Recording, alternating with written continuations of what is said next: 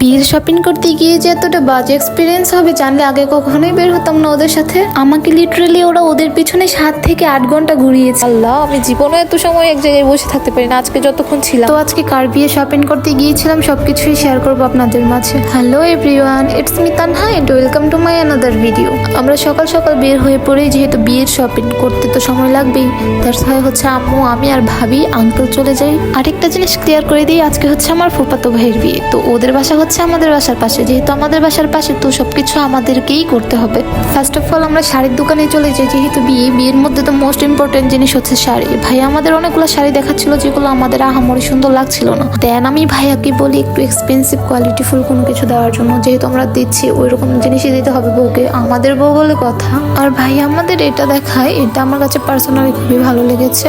আমার মনে হয় বউয়েরও ভালো লাগবে, যেহেতু আমার ভালো লেগেছে। তো এটাই আমাদের প্যাক করে নেওয়া হয়, আর শাড়ির সাথে ম্যাচ করে একটা দুপাট্টা নেওয়া হয়, দ্যাটস ইট।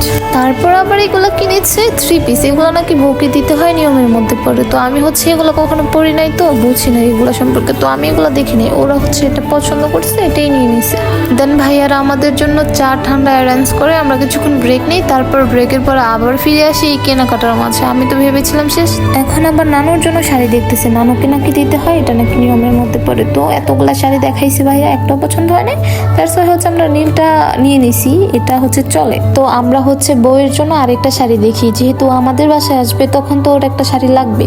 আর এটা কি বলে, মানে এটা হচ্ছে কার জন্য জানি নিছে, আমি জানি না। এন্ড ফাইনালি এই দোকানের কেনাকাটা কমপ্লিট হয়েছে, এখান থেকে উঠবো। আল্লাহ, এখানে যে কতক্ষণ ছিলাম আমার মাথা পুরো গরম হয়ে গেছে। দেন আমরা নাচ সোজে চলে যাই। এখানকার জুতাগুলো খুব কোয়ালিটিফুল হয়, আর আমাদের ম্যাক্সিমাম জুতা এখান থেকে নেওয়া। আমরা কিছু জুতা দেখি, দেখার পরে আমাদের কাছে এটা ভালো লাগে আর এটাই নিয়ে নিই। মেয়ের পায়ের মাপ ছিল না, দেন হচ্ছে আমাকে দিয়েই মাপাচ্ছিল। আর ওরা আমাদের জন্য বিস্কিট নিয়ে আসে, আর যদিও আমি খাই না, বাট এটা ফর্মালিটিসে পরে খেতে হবে। আমাদের কম বেশি সবকিছু কেনা হয়ে গিয়েছিল, কিছু কসমেটিক বাকি ছিল। আমরা আবার কসমেটিকের দোকানে যাই, সেগুলো কালেক্ট করে নেই। বাকি বলতে ছিল একটা ফেস ওয়াশ, প্যান্ট আর লিপস্টিক, আর ছিল একটা মেকআপ বক্স। আমরা সেকেন্ড টাইম গিয়ে সবগুলো জিনিস আবার কালেক্ট করে নিই। আর এটা ছিল হলুদ নাইটের জন্য, আমরা হলুদ নাইটে মেয়েদের বাসায় যাবো, তো এগুলা নিয়ে যাব। আজকের মতো এখানেই থাক, দেখা হচ্ছে বিয়ে আর হলুদ নাইটের ব্লগ ভিডিও নিয়ে। আল্লাহ হাফেজ।